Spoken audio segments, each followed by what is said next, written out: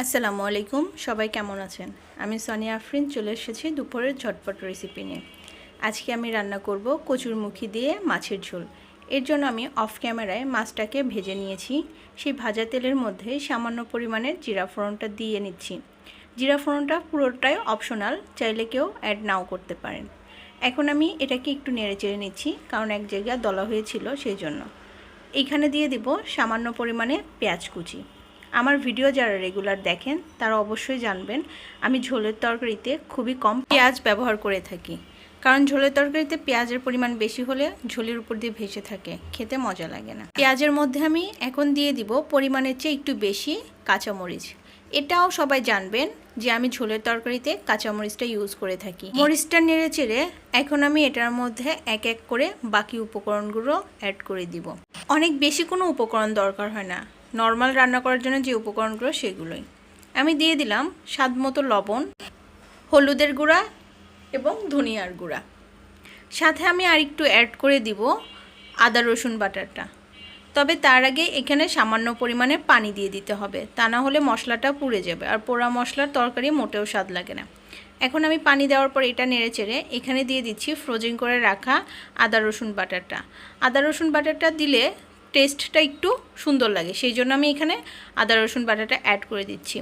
তাছাড়া ম্যাক্সিমাম তরকারিতে আমি আদা রসুন বাটাটা অ্যাড করে দিই। এখন এটাকে নেড়ে চেড়ে নিচ্ছি। নেড়ে চেড়ে নিয়ে এখানে আমি দিয়ে দিব আগে থেকে কেটে ধুয়ে বেছে সিদ্ধ করে রাখা কচুর ছড়া বা কচুমুখিটা। কচুমুখিটা দেখেন আমি হাফ বয়েল করে নিয়েছি, তা না হলে কচুর যে একটা পিচ্ছিল পিচ্ছিল ভাব থাকে সেটা ঝোলের মধ্যে অ্যাড হয়ে গেলে তরকারিটা খেতে মজা লাগে না, সেজন্য আগে থেকে আমি এটাকে হালকা সিদ্ধ করে নিয়েছি। এখন এটাকে নেড়ে চেড়ে নিচ্ছি। নেড়ে চেড়ে নিয়ে এখানে পরিমাণ মতো পানি অ্যাড করে দিতে হবে। ঝোল দেওয়ার আগে এখানে আমি একটা মাছ অ্যাড করে দিব, যে মাছটা আমি ভেজে রাখিনি, কারণ আমার কষানো মাছটা বেশি ভালো লাগে, সেই জন্য আমি এখানে একটা মাছ অ্যাড করে দিয়েছি। বাকি মাছগুলো আমি ভেজে নিয়েছি। এখন এটাকে আবার আমি নেড়ে চেড়ে নিচ্ছি মাছটাকে কষানোর জন্য। এখন আমি এইখানে অ্যাড করে দিব পরিমাণ মতো পানি।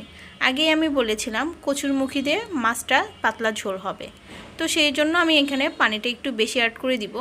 তাছাড়াও কচুরমুখীটা আমি প্রপারলি সিদ্ধ করে নিই, এই জন্য বাকিটুকু সিদ্ধ হওয়ার জন্য পানির পরিমাণটা একটু বেশি লাগবে। আমি এইখানে 2 কাপের মতো পানি অ্যাড করে দিয়েছি। কচুরমুখী দিয়ে শুধু কিন্তু মাছের ঝোলটাই রান্না করা যায় না, আরও অনেক ধরনের রেসিপি করা যায়। আপনারা অবশ্যই কমেন্টসে জানাবেন কি কি রেসিপি করা যায় আর আপনারা কি কি রেসিপি দেখতে চান। আর এটাও জানাবেন আপনাদের এলাকাতে এটার নাম কি। আমি এখন এটাকে ঢেকে দিব প্রায় 10 মিনিটের মতো। যখন তরকারিতে বলক উঠে যাবে তখন বুঝতে হবে এখানে ভেজে রাখা মাছগুলো অ্যাড করতে হবে। এখন আমি আগে থেকে ভেজে রাখা মাছগুলো অ্যাড করে দিচ্ছি। এক এক করে আমি মাছগুলো দিয়ে দিব। এইখানে মাছগুলো একটু ঝোল থাকা অবস্থায় দিতে হবে, কারণ ভেজে রাখা মাছের মধ্যেও ঝোল যেতে হবে এবং মাছটা একটু নরম করে নিতে হবে, কারণ এটা ডিপ ফ্রাই করা তো বেশি শক্ত শক্ত খেতে ভালো লাগবে না। আর কচুরমুখিটা বেশি নাড়াচাড়া করা যাবে না, তখন ভেঙে ঘন হয়ে যাবে, খেতে কিন্তু সেই স্বাদটা আর পাওয়া যাবে না। আমি আবার কিছু সময়ের জন্য এটাকে ঢেকে দিলাম। ঢাকনাটা তুলে এখন আমি অ্যাড করে দিব আগে থেকে কেটে রাখা ধনিয়া পাতাটা। আপনারা অনেকে জানতে চান আমি সব রেসিপিতে কেন ধনিয়া পাতাটা অ্যাড করি, কারণ আমার বাসার সবাই ধনিয়া পাতাটা এবং ভাজা মাছটা খেতেই বেশি পছন্দ করে, এর জন্য আমি এই দুইটা সবসময় অ্যাড করেই থাকি। এখন দেখেন আমার তরকারিটা কিন্তু হয়ে গেছে আর আমি এটাকে সার্ভও করে ফেলেছি। কেমন লাগছে অবশ্যই কমেন্টে জানাবেন। আর আমার এই ধরনের পাতলা ঝোল বা সবজি খেতে আসলেই ভালো লাগে, সেই জন্য আমি বারবার আপনাদের সাথে এই রেসিপিগুলোই শেয়ার করে থাকি। দেখেন খুব সুন্দর লাগছে কিন্তু আমার কাছে, আর খেতেও কিন্তু অনেক মজা লেগেছিল। কচুর ছড়াটা আমার ভালো লাগে, শুধু কচুর ছড়া না মৌসুমি সবজিগুলোই আমার ভালো লাগে। আপনাদের কাছে কেমন লাগে? নিশ্চয়ই ভালো লাগে।